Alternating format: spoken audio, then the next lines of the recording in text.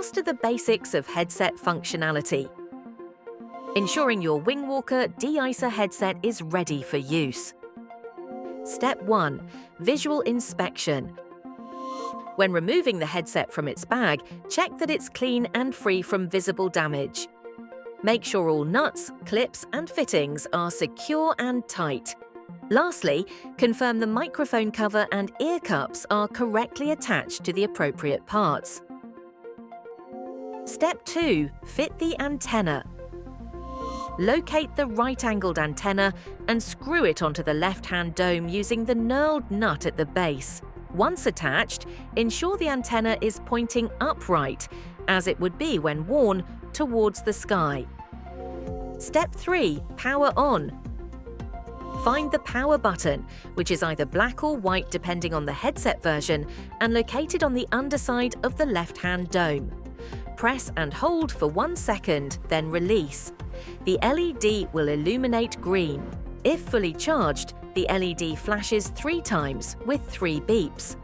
At 30 to 80% charge, it flashes twice with 2 beeps. Below 30% charge, the LED flashes once with a single beep. We recommend only using the headset when you receive at least 2 beeps. In urgent situations, it can be used with a single beep, but keep in mind you'll only get a warning tone in the ear when there's less than 30 minutes of battery life left. If there's no light or only 1 beep, the headset likely needs charging and it's time to plug in.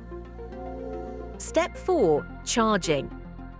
The charger socket is located at the bottom of the right-hand dome.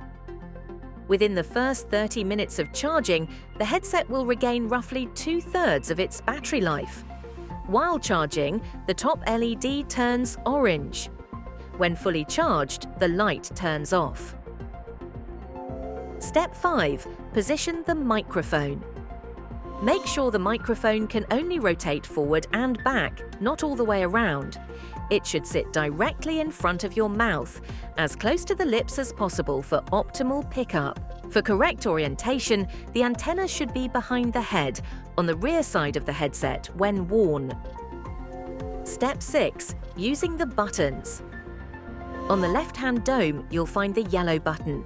This is a latch-on/off button that, when pushed in, activates the headset microphone to go live.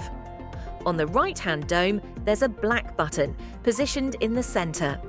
This button only becomes active when a radio is plugged into the auxiliary socket, found at the bottom of the right-hand dome. When connected, the black button becomes a push-to-talk function for the radio. Please note, the auxiliary port only connects to the headset's microphone and right speaker. Volume and channel selection remain controlled directly on the radio. Headset volume is adjusted using the black knurled turn wheel located on the outside of the ear dome. Depending on the headset model, this may be on either the left or right dome.